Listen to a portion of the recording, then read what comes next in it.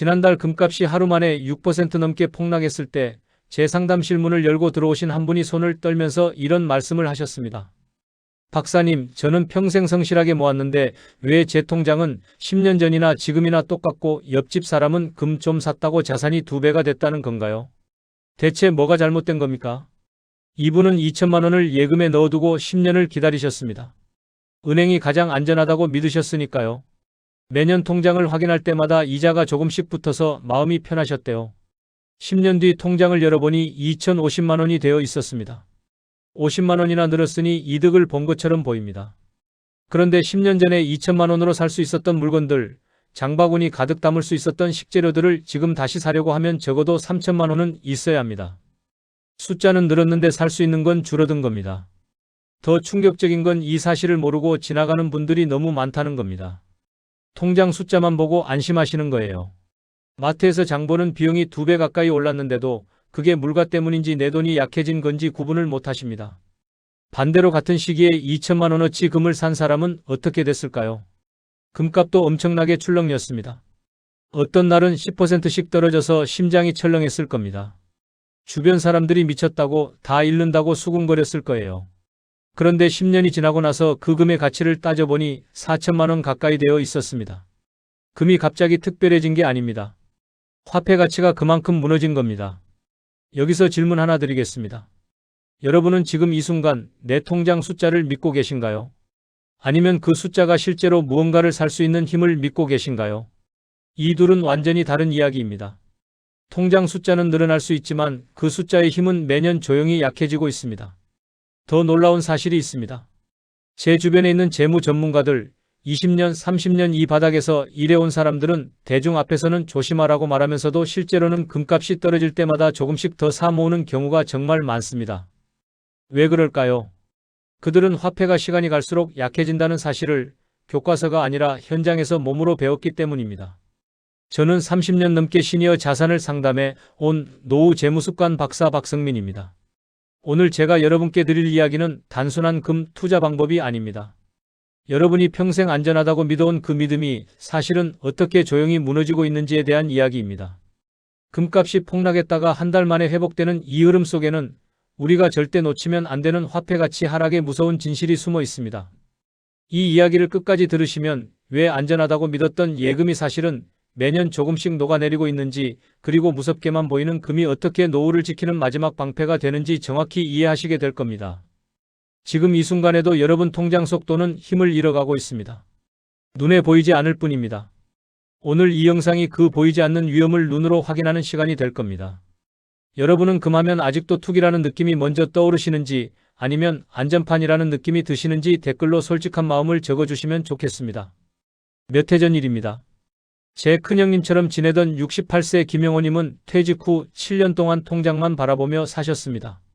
평생 모은 돈 4천만 원을 예금에 묵혀두고 이자는 1년에 50만 원 정도밖에 안 붙는데 마트 갈 때마다 장바구니 금액은 계속 올라가니까 속이 타들어 가셨어요. 처음에는 작은 차이였습니다. 일주일 장 보는데 10만 원이면 충분했는데 어느 순간 12만 원이 되고 15만 원이 되고 나중에는 20만 원 가까이 나가는 거예요. 같은 것을 사는데 말입니다. 계산대에서 카드를 긁을 때마다 형님 표정이 굳어지셨대요. 집에 돌아와서 통장을 열어보면 4천만 원은 그대로인데 그 돈으로 살 수 있는 게 점점 줄어드는 게 느껴지는 겁니다. 더 힘든 건 병원비였습니다.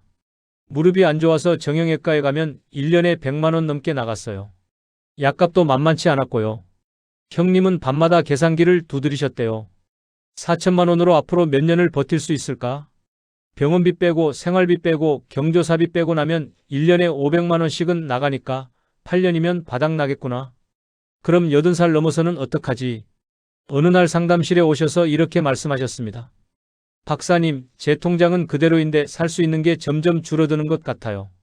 이러다가 나이 더 들면 정말 어떡합니까? 손이 떨리시더라고요. 자식들한테 손 벌리기는 싫은데 그렇다고 이대로는 불안해서 잠을 잘 수가 없다고 하셨습니다. 그때 제가 형님께 제안한 건 거창한 투자법이 아니었습니다. 생활비 1년치 빼고 비상자금 500만 원 빼고 남은 돈에서 딱 10%만 한 달에 한 번씩 조금씩 금으로 바꿔보자는 거였습니다. 한 번에 400만 원을 금으로 바꾸는 게 아니라 한 달에 30만 원씩 천천히 나눠서 사보자고 했어요. 처음 석 달은 정말 힘드셨대요. 형님이 금값 화면을 하루에 10번도 넘게 켜셨다고 합니다. 아침에 일어나면 제일 먼저 금값 확인하고 점심 먹고 또 확인하고 저녁 먹기 전에 또 확인하고 조금만 떨어져도 가슴이 철렁했대요. 이거 잘못 선택한 거 아닌가, 박사님 말만 믿고 했다가 다 날리는 거 아닌가 하는 생각에 밤잠을 설쳤다고 하셨습니다. 그런데 6개월쯤 지나니까 이상한 일이 생겼습니다. 통장 숫자는 조금 줄었는데 마음은 오히려 편해지신 거예요. 왜 그러냐고 여쭤봤더니 마트에서 물가가 올랐다는 뉴스를 봐도 예전처럼 가슴이 답답하지 않다는 겁니다. 이제는 물가가 올라가면 내가 가진 금도 같이 올라가니까 완전히 당하는 느낌은 아니라고 하시더라고요. 1년 반쯤 지난 뒤에는 더 놀라운 변화가 있었습니다. 형님이 저한테 전화하셔서 이렇게 말씀하셨어요. 박사님, 저 이제 앞으로 10년은 더 버틸 수 있을 것 같아요. 통장은 3천만 원으로 줄었지만 금이 1천만 원어치 있으니까 합치면 4천만 원이고 금값이 조금 더 오르면 실제로는 4,500만 원 가까이 되는 거잖아요. 예전에는 통장만 보고 불안했는데 이제는 두 개를 같이 보니까 훨씬 든든하다고 하셨습니다. 더 중요한 건 마음의 변화였습니다. 밤에 계산기 두드리는 일이 줄어들었대요. 뉴스에서 물가 오른다는 이야기가 나와도 예전처럼 한숨만 쉬는 게 아니라 아, 그럼 내 금도 올랐겠네 하고 넘어갈 수 있게 된 겁니다. 이게 얼마나 큰 변화인지 아십니까? 똑같은 돈을 가지고도 불안한 사람이 있고 마음 편한 사람이 있습니다. 그 차이가 바로 이겁니다. 오늘 이 영상에서 말씀드릴 내용은 여러분의 노후 자산 관리 방식을 완전히 바꿀 수 있는 중요한 지혜입니다. 형님처럼 통장만 보고 불안해하시는 분들, 물가 오를 때마다 가슴이 답답하신 분들, 자식한테 손 벌리기 싫어서 밤마다 계산기 두드리시는 분들을 위한 이야기입니다.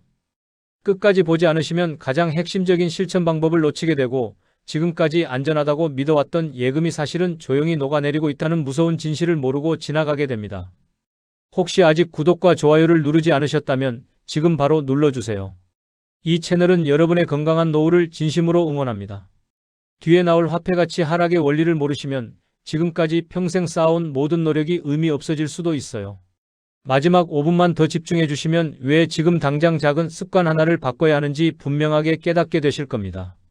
형님처럼 작은 변화 하나로 밤에 계산기 두드리는 일이 줄어들고 마트 갈 때마다 한숨 쉬는 대신 마음 편하게 장을 보실 수 있습니다.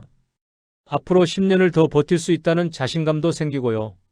그래서 이제는 우리 통장 속 숫자가 왜 점점 힘을 잃어가는지, 금과 화폐가 어떤 관계인지부터 하나씩 차근차근 짚어보겠습니다. 금값이 오르는 가장 큰 이유는 금 자체가 갑자기 좋아져서가 아니라 시간이 갈수록 화폐 가치가 떨어지기 때문입니다. 같은 돈으로 살 수 있는 물건이 줄어들수록 금과 같은 실물 자산의 가격이 숫자상으로 올라가 보이는 것이지요. 한국은행과 여러 국내 연구 자료를 보면 수십 년 동안 소비자 물가는 꾸준히 올라왔고 긴 시간 기준으로 금 가격은 물가와 비슷하거나 조금 높은 수준으로 움직인 것으로 나타납니다. 인플레이션이 길어질수록 금의 방어력이 눈에 띄게 두드러졌다는 분석도 많습니다.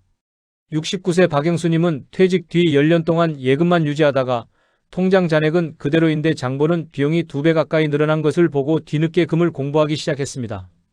금을 알게 된 뒤에는 자산의 일부를 금으로 바꾸면서 마음이 한결 편해졌다고 말씀하셨어요.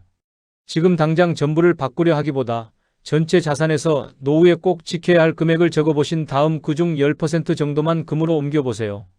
처음에는 소량으로 시작해서 익숙해지면 비중을 조금씩 조절하는 쪽이 훨씬 부담이 덜합니다. 여기서 주의할 점은 금값이 단기적으로 흔들리는 모습만 보면 겁이 나기 쉽다는 겁니다. 하루 이틀 가격 변동에 신경 쓰기 시작하면 원래 목적이었던 노후 자산 방어라는 관점을 잃어버리게 됩니다. 적어도 몇 년 단위로 보는 마음가짐을 먼저 정해두셔야 합니다. 여러분은 지금 가진 자산이 물가 상승 속도를 따라가고 있다고 느끼시는지 아니면 조금씩 뒤처지고 있다고 느끼시는지요. 그 다음으로 알아야 할 것은 달러와 미국 부채 그리고 금의 관계입니다. 전 세계에서 가장 많이 쓰이는 통화인 달러의 신뢰가 흔들릴수록 각 나라와 투자자들은 달러 대신 금을 더 많이 찾게 됩니다. 그래서 미국의 부채가 눈에 띄게 늘어날수록 금에 대한 관심도 함께 커집니다. 미국 재정 적자와 부채 비율이 빠르게 늘어났던 시기마다 세계 각국 중앙은행의 금 보유량이 함께 올라갔다는 통계가 국제통화기구 자료에 여러 차례 소개된 바 있습니다. 신뢰가 약해지는 통화를 줄이고 금을 늘리는 움직임이 계속되고 있다는 뜻입니다. 72세 이정수님은 젊었을 때 미국 국채를 가장 안전한 자산이라고 믿었지만 최근 미국 부채 뉴스와 환율 변동을 보면서 마음이 불안해졌다고 하셨습니다. 이후 달러 자산 일부를 금으로 옮겨놓고 나서는 환율 뉴스에 덜 흔들리게 되었다고 말씀하셨어요. 달러 예금이나 해외 자산을 가지고 계신다면 그중 일부를 금으로 옮기는 것도 한 방법입니다. 비율은 사람마다 다르지만 전체 자산 중 10% 안팎은 금으로 가져가도 무리는 되지 않는 경우가 많습니다. 다만 달러가 불안하다고 해서 달러를 전부 없애거나 금만 잔뜩 들고 가는 것은 또 다른 위험입니다. 통화와 실물 자산을 골고루 나누는 것이 핵심이지 어느 하나에 올인하는 것은 피하셔야 합니다. 여러분은 달러와 같은 통화와 금 같은 실물 중에서 지금 어느 쪽 비중이 더 많은지 한번 떠올려 보실 수 있을까요? 세 번째로 이해해야 할 것은 자산이 다 같이 오르는 이유입니다. 주식, 부동산, 금, 심지어 수집품까지 여러 자산이 한꺼번에 오를 때가 있습니다. 이럴 때는 자산이 특별히 좋아져서라기보다 뒤에서 화폐 가치가 빠르게 떨어지고 있는 경우가 많습니다. 세계 여러 나라가 높은 물가와 통화 가치 하락을 겪었던 시기를 보면 주식과 부동산, 금 가격이 동시에 올랐던 기록이 여럿 있습니다. 그러나 실질 구매력을 따져보면 모두가 부자가 된 것이 아니라 통화의 힘이 약해진 것이었습니다. 74세 최말수님은 주변에서 집값과 주식이 다 오른다는 이야기를 들을 때마다 나만 뒤처졌다고 생각하셨습니다. 함께 과거 물가와 비교해 계산해보니 실제로는 화폐 가치가 떨어진 영향이 컸다는 것을 알고 난 뒤부터는 눈에 보이는 숫자 상승에 덜 휘둘리게 되었습니다. 뉴스에서 자산이 다 올랐다는 이야기를 들을 때마다 내 통장 잔액과 비교하기보다 물가와 함께 비교하는 습관을 만들어 보세요. 그 과정에서 화폐 대신 일부를 금으로 바꾸는 것이 왜 필요한지 자연스럽게 느끼게 됩니다. 자산 가격이 다 오르는 구간에서는 욕심이 크게 자라기 쉽습니다. 이때 따라잡기를 하다 보면 정작 지켜야 할 노후 자산을 위험하게 만들 수 있습니다. 언제나 내 나이와 은퇴 시기를 함께 생각하셔야 합니다. 요즘 뉴스에서 자산이 오른다는 이야기를 들을 때 여러분 마음속에는 부러움이 먼저 떠오르는지 아니면 걱정이 먼저 떠오르는지요. 네 번째로 짚어야 할 부분은 금이 포트폴리오에서 어느 정도가 좋은지에 대한 겁니다. 금의 역할은 평생 들고 갈 핵심 자산이라기보다 물가와 통화 가치 하락을 버티게 해주는 방패에 가깝습니다. 그래서 전체 자산의 일부만 담는 것이 효율적입니다. 국내외 여러 자산 배분 연구에서 전체 자산의 약 10% 안팎을 금으로 보유했을 때 장기 수익률과 안정성이 동시에 좋아졌다는 결과가 반복해서 나왔습니다. 금을 전혀 갖지 않을 때보다 조금이라도 보유할 때 위험이 줄어들었다는 분석이 많습니다. 67세 양동호님은 처음에 금이 좋다는 말을 듣고 가진 자산의 절반을 한 번에 금으로 바꾸셨다가 가격 변동에 너무 불안해 하셨습니다. 이후 상담을 통해 비중을 다시 10% 수준으로 줄이고 나니 마음이 훨씬 편해졌다고 하셨습니다. 지금 가지고 있는 자산을 종이에 적어보시고 그중 노후에 꼭 지켜야 할 금액을 표시해보세요. 그 금액의 10% 정도만 금으로 나누어가는 계획을 세우신 뒤 몇 달에 나누어 천천히 옮기는 식으로 실천해 보시는 것이 좋습니다.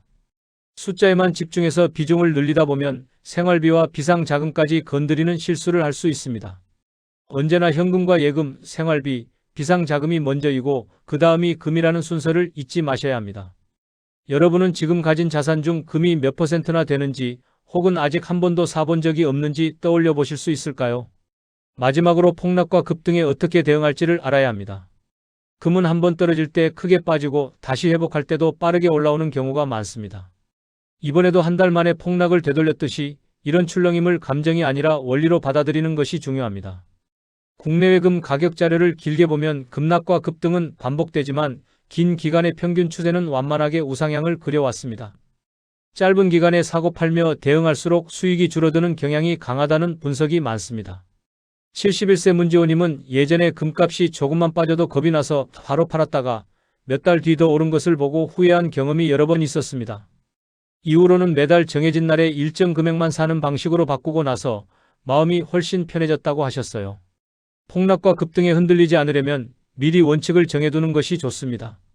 예를 들어 한 달에 한 번 정해진 날짜에 정해진 금액만 사기로 하고 가격을 너무 자주 보지 않는 것도 좋은 방법입니다. 뉴스에서 금값 이야기가 크게 나올 때마다 계획을 바꾸다 보면 결국 비쌀 때 사고 싸게 파는 결과가 나오기 쉽습니다. 내 기준과 속도를 남들에게 맡기지 않는 것이 무엇보다 중요합니다. 여러분은 금이 오르내릴 때마다 마음이 같이 출렁이는 편인지 아니면 어느 정도는 무시하고 넘어갈 준비가 되어 있는지 스스로에게 물어보시면 좋겠습니다. 이제 금이 왜 오르고 내 노후 자산에서 어떤 역할을 해야 하는지 큰 그림을 보셨다면 다음 장에서는 실제로 우리 생활 속에서 금을 어떻게 조금씩 활용하면 좋은지 구체적인 실천법을 정리해 보겠습니다. 한 번에 큰 금액을 옮기려 하면 마음이 불안해지고 타이밍을 재다가 결국 아무것도 못하는 경우가 많습니다. 작은 금액을 정해놓고 매달 같은 날에 사는 습관이 훨씬 오래 갑니다. 생활비와 공과금을 제외하고 여유 자금의 일부 안에서만 적립 금액을 정하셔야 합니다. 부담되는 금액으로 시작하면 몇 달 못 가서 포기하기 쉽습니다. 내 나이와 수입을 고려해서 한 달에 감당할 수 있는 금액을 정해보세요. 예를 들어 한 달에 30만 원을 금으로 사기로 마음먹었다면 날짜를 정해 달력이 보이는 곳에 표시하고 그날마다 잊지 않고 실행하는 것이 중요합니다. 여러분이 한 달에 부담 없이 금으로 옮길 수 있는 금액은 어느 정도라고 느끼시는지요?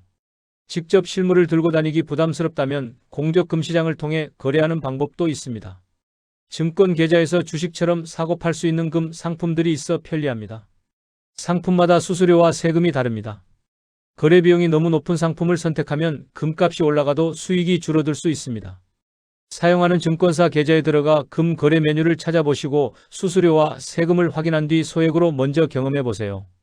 손에 잡히는 실물을 원하시는 분은 나중에 실물로 옮기는 것도 한 가지 방법입니다. 직접 들고 있는 실물 금과 계좌로만 보유하는 금 중에서 여러분은 어느 쪽이 더 편하게 느껴지시는지요? 실물을 선호하신다면 보관 방법을 미리 정해두는 것이 좋습니다. 크기가 작기 때문에 생각보다 보관은 어렵지 않지만 잊어버리거나 위치를 헷갈리는 일이 생기면 안 되겠지요. 너무 많은 사람에게 보관 장소를 알리는 것은 위험합니다. 그렇다고 본인만 알고 있다가 가족이 전혀 모르는 것도 나중에 문제가 될 수 있습니다.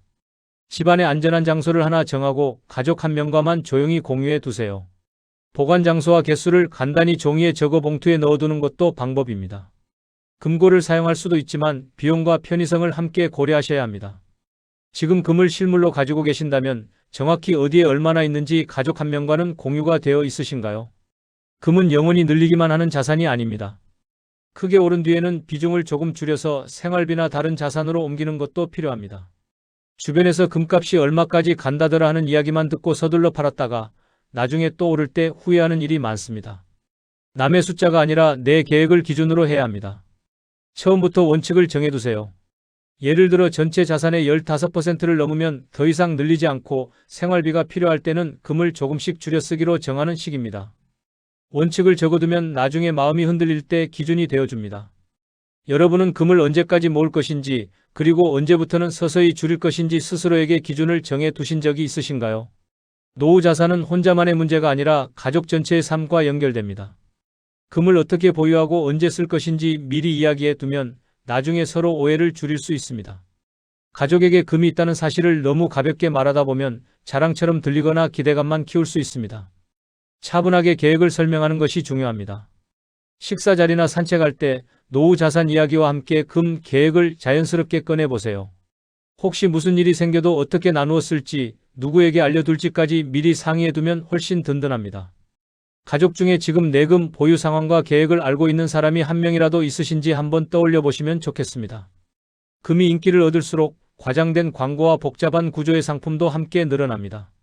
높은 수익을 보장한다는 말 뒤에는 복잡한 조건이 숨어 있는 경우가 많습니다. 잘 모르는 회사나 낯선 사람의 권유로 큰 돈을 맡기는 일은 절대 피해야 합니다. 특히 수익을 보장한다거나 빨리 넣어야 이득이라는 말을 반복하는 경우에는 한 번 더 의심해 보셔야 합니다. 새로운 상품 제안을 받으면 바로 결정하지 마시고 가족이나 믿을 수 있는 사람과 상의해 보세요. 이해가 되지 않는 부분이 하나라도 있다면 시작하지 않는 것이 안전합니다. 최근에 금 관련 상품이나 제안을 받으신 적이 있다면 그 설명을 내가 모두 이해했는지 스스로 점검해 보신 적이 있으신가요? 투자는 결국 마음과의 싸움입니다. 머리로는 알고 있어도 가격이 흔들리면 감정이 먼저 반응하게 됩니다. 그래서 기록이 큰 도움이 됩니다. 기록을 남기지 않으면 나중에 왜 이런 결정을 했는지 스스로도 잊어버립니다. 그러면 매번 처음부터 다시 불안해지기 쉽습니다. 언제 얼마에 어떤 이유로 금을 샀는지 간단히 노트에 적어두세요. 그리고 한 해가 끝날 때 한 번씩 꺼내 읽어보면서 내 마음이 어떻게 변했는지 확인해 보시면 좋습니다. 여러분은 지금까지 금이나 다른 자산을 사면서 그때그때 이유를 적어본 적이 있으신지요? 이렇게 생활 속에서 실천할 수 있는 방법들만 정리해도 금은 무서운 투자가 아니라 노후를 지켜주는 하나의 도구가 될 수 있습니다. 이제 마지막으로 오늘 내용을 정리하면서 당장 오늘 무엇부터 시작하면 좋을지 함께 짚어보겠습니다. 오늘 이야기를 정리해 보겠습니다. 많은 분들이 여전히 현금과 예금만을 가장 안전하다고 믿으십니다. 금은 위험하고 출렁이는 자산이라고 생각하시지요. 하지만 역사와 통계를 천천히 들여다보면 그 상식이 꼭 맞지만은 않다는 것을 알게 됩니다. 잘못된 상식은 이렇습니다. 금값이 이미 많이 올랐으니 이제는 늦었다. 현금만 들고 있으면 언젠가는 기회가 올 것이다. 물가가 조금 오르는 것은 원래 그런 것이다 하는 생각입니다. 이런 생각대로 움직이면 통장 숫자는 그대로인데 마트 장바구니는 점점 비어가는 상황을 맞게 됩니다. 10년 전 2천만 원으로 넉넉하게 장을 보던 분이 지금은 같은 돈으로 반도 못 채우는 일이 실제로 일어나고 있습니다. 통장은 안전해 보이지만 그 안의 돈은 매년 조금씩 힘을 잃어가고 있었던 겁니다. 올바른 관리는 조금 다릅니다. 화폐 가치가 계속 조금씩 떨어지고 있다는 사실을 인정하고 노후 자산의 일부를 금 같은 실물로 나누어 두는 것입니다. 전체 자산의 10% 안팎을 금으로 보유하는 것만으로도 인플레이션이 길게 이어질 때 버틸 수 있는 힘이 훨씬 커집니다. 물가가 올라도 금도 같이 올라가니까 완전히 당하는 느낌은 아니게 되는 거지요. 밤마다 계산기 두드리며 앞으로 몇 년 버틸 수 있을까 걱정하던 분들이 금 비중을 조금 늘린 뒤부터는 그 걱정이 절반으로 줄어들었다고 말씀하십니다. 관리를 잘못했을 때의 위험은 분명합니다. 예금 이자는 거의 없는데 물가는 계속 오르고 나이가 들수록 일할 수 있는 시간은 줄어듭니다. 내 손에 남은 것은 통장 숫자뿐인데 그 숫자가 실제로는 예전의 반값도 안 되는 날이 올 수 있습니다. 70대 후반이 되어서 자식에게 손 벌리고 싶지 않은데 통장이 바닥나는 상황을 맞게 되는 겁니다.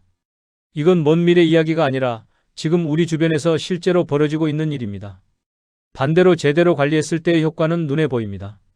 통장은 조금 줄어도 금 보유량이 늘어나면서 물가와 환율의 출렁임을 어느 정도는 버틸 수 있게 됩니다. 마음이 불안할 때마다 화면을 들여다보는 횟수도 자연스럽게 줄어듭니다. 뉴스에서 물가 오른다는 이야기가 나와도 예전처럼 한숨만 쉬는 게 아니라 아, 그럼 내 금도 올랐겠네 하고 넘어갈 수 있게 됩니다. 68세 김영호님처럼 1년 반 만에 앞으로 10년은 더 버틸 수 있겠다는 자신감을 얻게 되는 거지요. 오늘 당장 실천할 수 있는 단 하나의 제안을 드리겠습니다.